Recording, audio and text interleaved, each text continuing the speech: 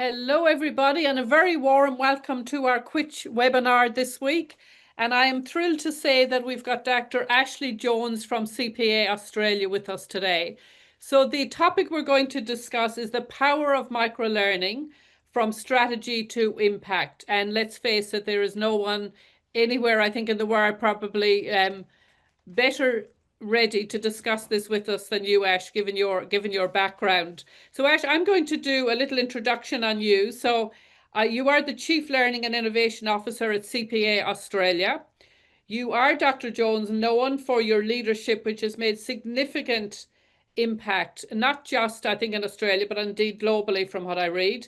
And you're very much focused on solution designs for implementation in the education sector, but also in terms of professional services. So in terms of the audience today, there's people from workforces, there's people from education, there's people from professional associations. So I think we're going to have an opportunity to have a really great conversation. Your leadership skills, you're knowing to have developed business strategies, professional change management as well, organizational change management, and indeed policy development as well. So Ash, across a whole range of things you have. So I'm really impressed with your substantial track record you're known for in delivering on innovation, and in particular the outcomes from that innovation as well, which, as you know, is something very dear to my heart. So very warm welcome, Ashley, and a very warm welcome to the audience today. Ash and I will chat for about 20 minutes. Please feel free to pop your questions in the Q&A tab, and we'll come to those towards the end if we don't run out of time, if we don't talk too much. But if not, we will come back. We will come back to you on it. So, Ash, I thought I'd start off by if you could let the audience know a little bit about your current role and how it connects to shaping learning experiences at CPA Australia. Thanks, Gráinne, and it's wonderful to be with you. Look, I think I am in such a privileged position. I've been hired, as you said, as the Chief Learning and Innovation Officer for CPA Australia, and given by the board and the executive leadership the remit to actually be able to transform the whole of the learning environment.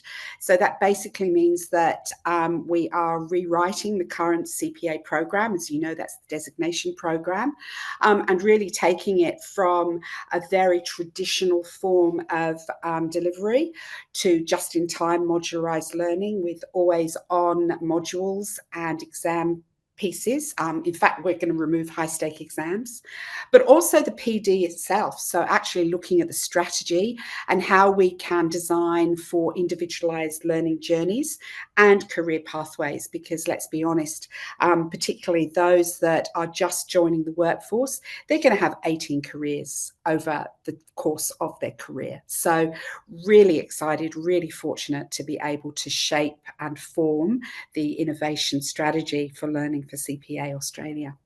I've got to say, Ash, that sounds very exciting. And it's amazing to think 18 careers. Absolutely, yes. And, you know, and probably half of those don't even exist as yet. So incredibly exciting times.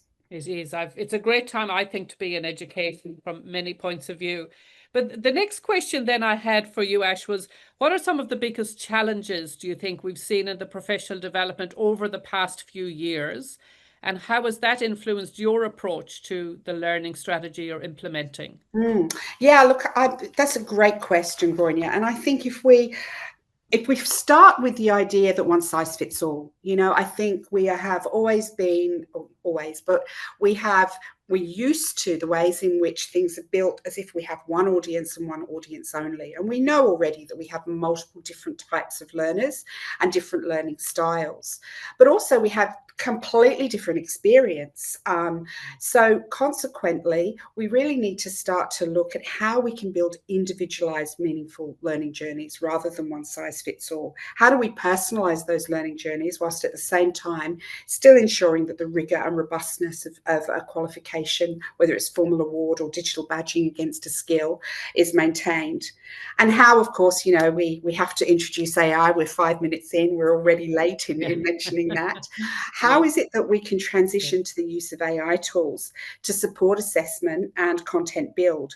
But I do hasten to add, as tools of enablement, not as the main focus. So, really very much looking at IT enablement as opposed to the crux of what it is that we're trying to do. And then I think also, lastly, when I think about program, one of the challenges I'm looking at is removing the use of high-stake exams and really transitioning to authentic assessment, that ability to prove capability at the end of study, as opposed to rote learning and being able to pass an exam. Yeah. Fantastic. There's so many students out there and indeed educators who would be very excited about that, Ash. It's time for a change, isn't it? Totally. I think we know what we've been doing. It hasn't really been working for many of the stakeholders. So it's fantastic to hear CPA are moving forward with that. I'm very excited about that myself, and we'll look forward to sharing it with my students down the track. I love that you've talked about AI enablement, because I think that's a really important point. It's not about replacing educators and so on, but how do we make, as well as the students' focus, how do we make that an easier process for educators as well, so that we then as educators have the time to really deliver great content and spend time, really in good, robust discussions with students, because I think that's where a lot of the learning comes. And if we've got that time to do that, I think it'll make a significant difference. And also, you've mentioned authentic assessment. It's such a critical thing. It's been talked about for a long time, but it's great to see it's finally going to be delivered and so on. So that's pretty exciting as well. And Ash, then my next question that kind of follows on from that is, what is it that kind of first drew you to microlearning and then digital platforms as a professional development tool? Great. Look, first of all, microlearning is the way that we can crack the nut in how we can offer just-in-time learning and actually appeal to various different audiences, but also to really be able to hone in on the skills that individuals need to be able to develop. So, I mentioned that one size fits all that, just doesn't work anymore. Through micro-credentialing, we're really able to ensure that learners can get the piece of learning that they need in order to upskill and to be able to advance their career. And this is not, again, a new philosophy. Josh Bersin and others have been talking about this for 20 years. How is it that we can provide really credible, valuable learning that enhances people's skill capability, rather than taking them out of their work environment for 3-4 days of intense study, of which we know they only retain, if we're lucky, 10%. So on the tools, on the job, micro-learning is a really efficacious way both for learners, but also to be able to build really meaningful learning. Yeah, and Ash, it's interesting you say that, because in the study that I've done in the research in terms of building Quitch and learning, that theme came up over and over again about the how people are time poor. So whether we talk about students or whether we talk about people in the workforce, everybody is time poor. Everybody wants to be able to chunk something down. Organizations are saying to us that we don't have time or we don't have the resources to send people out for 3 days of training. And exactly as you just said, we also don't know how much they're actually retaining.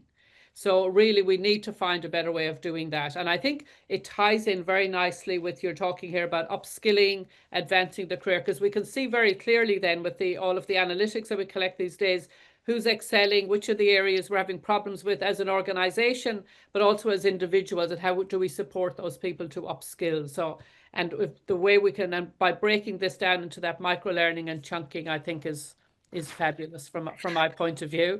Absolutely. And I think the other part of that, Gronya, is that, by using digital platforms, it means people can go back and review and they can actually work at their own speed. Whereas if you're in a classroom, you have to keep up with the facilitator. But this way, you can actually, if you don't understand a concept, you can go back without feeling that you're letting anyone down or stupid, and then you can really, hone in on the bits that you absolutely need to do. And I think that was one of the philosophies, and when I was building Quitch as well, Ash, that students in particular had talked about. They said, well, you might learn differently to me, so it might take me 10 times longer than it's going to take you to nail something, but they wanted to work in a safe environment and practice as much as we can allow them to practice. And I think that's so important as well. As you said, everyone's at a different pace, or everyone has different schedules in life and so on. So we need to be adaptive, and we need to, look at that. So I'm really pleased to hear all of that. And the other thing then I had was, where do you see, so I'm going to focus specifically on microlearning now, Ash. Where do you see microlearning fitting into those, if you like, that traditional continuing professional development frameworks, and how is that evolving? That's a really great question. And I think let me tie that to CPA Australia and where it is we're going. So we've got a capability framework that's at 5 different levels of mastery, from emerging through to expert in a multiple, disciplines of skills.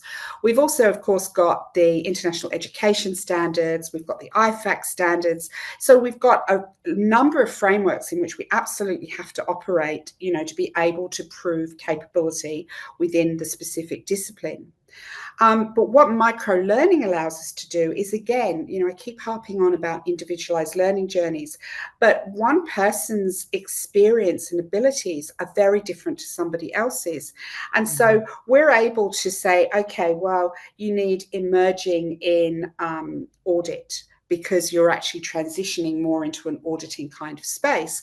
And so consequently, really tailor that to particular areas. But what it also means we can do, particularly as we have a global membership base, is that it means that we can also adapt the microlearning to the region in which it's being offered. So, from a Malaysian perspective or a Singaporean perspective, an oceanic perspective.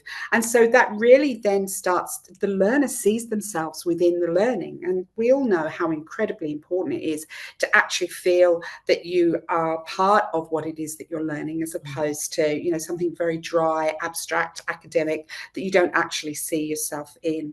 So, really important so again, I think that the challenge that people see with micro credentials is that they're less rigorous, but we're still keeping the learning outcomes. We're still making sure the assessment proves capability.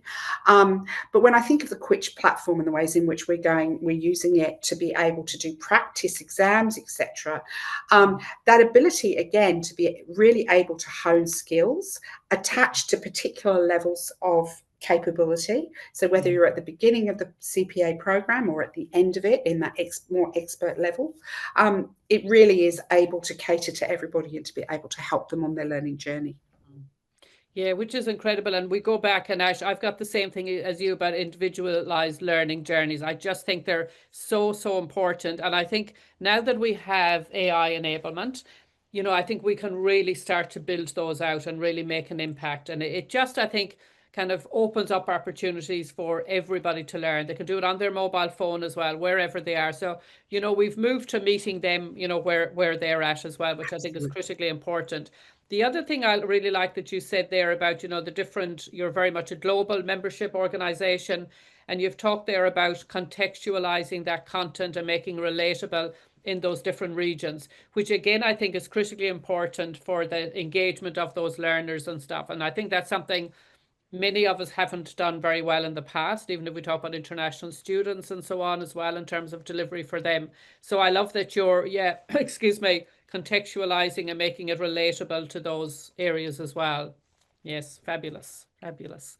And the next question I have then on microlearning is, what do you think, or from your point of view and the experience you've had, what are the most common misconceptions about microlearning in professional learning spaces? And I think you did just mention there that some people perceive it as not as rigorous. I disagree with that, but I'd love to, hear what your thoughts are. Yeah, I think people tend to think, it's that traditional understanding of, well, it's got to be 120 hours of, volume of learning. We have been so caught up in volumes of learning.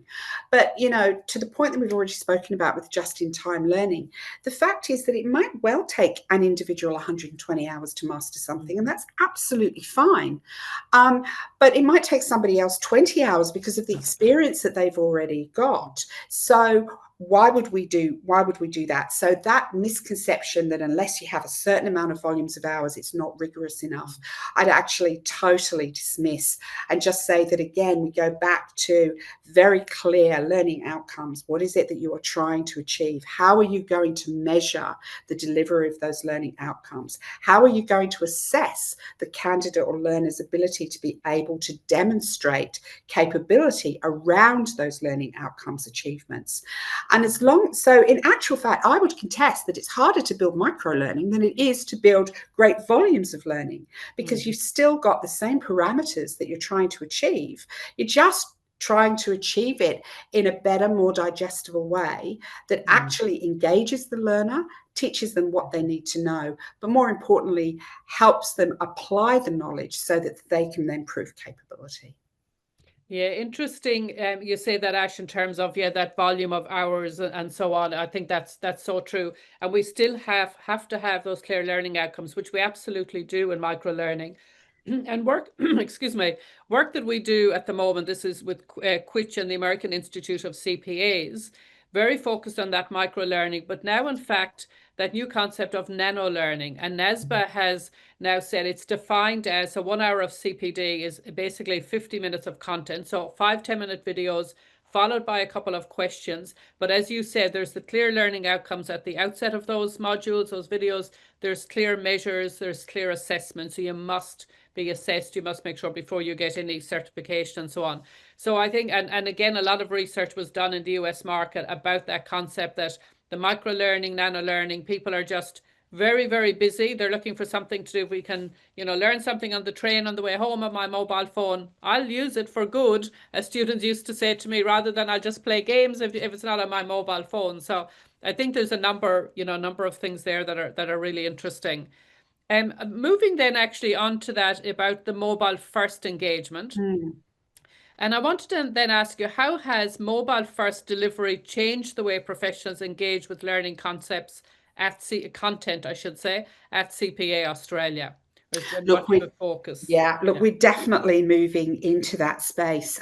Again, that ability, as you just said, very eloquently, the fact is that people are learning on the train. I mean, if we look at our international population in India, where and other parts of Southeast Asia, where the internet capability isn't great, and in fact, a lot of people use their phones. They don't have laptops. They don't have the luxury or privilege of having a laptop. So consequently, mobile first is becoming incredibly important, because they can download, they've got long train journeys home or bus rides, and they can actually learn it, as you say, in their own pace and ability when they're free to be able to do so. But also it means we're giving access of education to everyone. We're actually starting to break that, the ability to be able to provide digital access to all, rather than, that first world concept that everybody has a laptop, everybody has the luxury of great internet and being able to sit still. So there's that practical application. There's also, to the point that you made around learners themselves, the younger generation are used to short, sharp, and their mobile is there. That is their technology. And so consequently, if you're not utilizing that mobile first approach, you are not going to attract new learners in the way that you want to be able to work with ASAs or those emerging careerists that are coming in. High school kids, if you could actually teach them compound interest and what superannuation is and all of those great stuff by short, sharp little elements, you're actually facilitating their ability to be able to engage in meaningful education without even realizing that that's what they're doing. And interesting you say that, Ashley, because when I was building Quitch, when I interviewed many hundreds of students, there was very, very important. There was a few things, I should say, that was very important to them. And just as you said, mobile was first. They said we always have our mobile with us. We don't always have our laptop. They talked about having fun while they're learning. So I thought, that's great. As long as you're learning, I don't mind if you're having fun. And I thought it was just a really interesting concept they raised. And then around, building the gamification around that to make it an enjoyable experience. But some of the research I was doing recently, there was some really interesting data. First of all, 86% of the world's population owns a smartphone. So everything we can deliver, it just allows, as you were talking about, breaking down those barriers. And I thought you're exactly right. When we can do that, if we have this kind of level of the population owning the smartphone. But the other thing I was looking at then was that gamification side of things. And a recent study, it indicates that 73% of people from the age of 6 to 64 find gamification enjoyable. They link it to increased engagement in education and motivation. But also in the workplace, it shows improvement in productivity and learning outcomes. So coming back to all of those things you said before about the micro learning as well, I think it all fits together really, really well. So I thought that was some interesting information there as well. And Ash, my next question on mobile first engagement. What role do you see then Quitch playing in CPA's learning ecosystem moving forward? Oh, look, we're incredibly lucky already. You know, we already work with you in that national competitors program of work that we're doing with both CPA and AI CPA, ACPA. I still don't quite have the acronyms down. But, you know, so that's already a really great starting point and has been incredibly successful over a number of years. But also, you know, I alluded to earlier that we are currently setting up a very exciting opportunity to be able to use gamification, mobile first, the ability to be able to help students practice exams, to be able to, you know, engage in that gamification and make learning fun. So I see that, you know, we're going to have a fabulous relationship going forward. And it's a true partnership. I mean, I think, you know, that's what we're truly, I'm truly excited about, is how do we build a community of practice of trusted partners that are equally excited about really robust first-class education, but actually prepared to stretch the boundaries in terms of, you know, as long as we've spoken about several times now, meeting learning outcomes, making sure assessment is rigorous, that the learner journey is fun and exciting, and that you actually engage students so that they want to come back and learn more. As educators, that's really, you know, our North Star, right, is to be able to have learners that are genuinely excited and want to learn. Yeah, and really engaged in that process. And I think you hit on something else there, Ash, that always is very meaningful to me about true partnerships. And I think in that sense as well, we're very excited to collaborate with you guys in the terms of research as well around, you know, what's working for the user experience, what is and what do we need to tweak and so on. But by working as a partnership and getting the feedback on that, it helps everybody, you know, going forward. So I think so we're as excited as you are about all of that. And I think you and I talked at another time about doing some research together and publications and so on, which is pretty exciting as well in that world. So we're coming towards the end, so there probably is some questions from the audience. But first of all, I've got just a few things for you, Ash, if I may. And this is about future advice. So I guess the first question I had for you is, and this is very much for on behalf of the audience, I'm asking you this. What advice would you give to L&D leaders, so learning and development leaders, who want to future-proof their learning strategies using microlearning specifically? That's a really great question. And I would suggest, you know, do an overview, a skill gap analysis. Where are your skill gaps? What is it that you need to increase? So that's something that we've just undertaken at CPA Australia. And it's with the idea of ensuring that we enhance learning designers, learning and development teams. What is where are the gaps and how can we future-proof them? So for example, you know, is it prompting with AI tools so that we can actually utilize that in the most effective way? Is it using programs that can produce videos that, you know, don't take hours and hours of work and then can be embedded within the program of work itself? And in fact, I was at the Learning and Development Summit in Hunter Valley just earlier on, and it really was, L&D is at the forefront of a cusp of revolution. And it's that, you know, I know people worry about their jobs not being around. It's the complete opposite. It's that as the practitioners, as the ability to be able to lead in these amazing ways to revolutionize learning development, to include simulations, authentic assessment, micro-learnings, there is such an ability. But you really do have to start with, where are my skill gaps? What am I going to do? Is it prompting in AI? Is it data analytics so that I can actually determine where things are working and where things aren't, where I might need to amend a learning outcome to get the outcome that I want? And be curious and fearless, because you know what, we're all going to get it wrong at some stage. That's fine. The ability to pivot, so resilience is also a skill that I suggest that L&D leaders need to develop too. I love that. Be curious and fearless. You're exactly right, because otherwise nothing changes unless Correct. we have people who are going to be brave enough to step forward. That's fabulous advice. I love it. Actually, I've got two more questions for you, if I may. Yes. My next one is, what do you think L&D teams need to unlearn in order to make the most of emerging learning formats, again, like micro or nano learning? That is such a great question.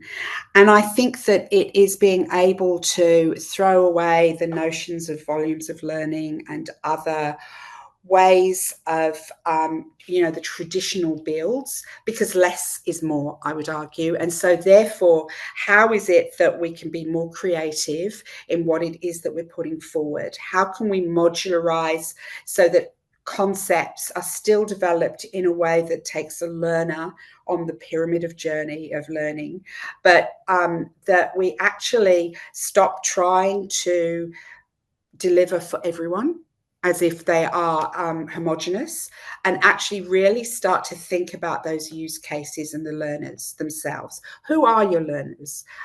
Is there diversity there? So consequently, how can you potentially modularize different elements in order? But really, the unlearning is that, static doesn't work anymore. PDFs, throw them away. How do we get dynamic learning happening, and how do we experiment in order to be able to meet the needs of learners that have a far, far less attention span than anyone we've ever dealt with in the past. Yeah, fantastic. There's some great advice there about what we all need to unlearn. And finally, Ash, what excites you most about the future of professional learning and development? Oh gosh, where to begin? We are on the cusp of such an exciting era in terms of learning and development.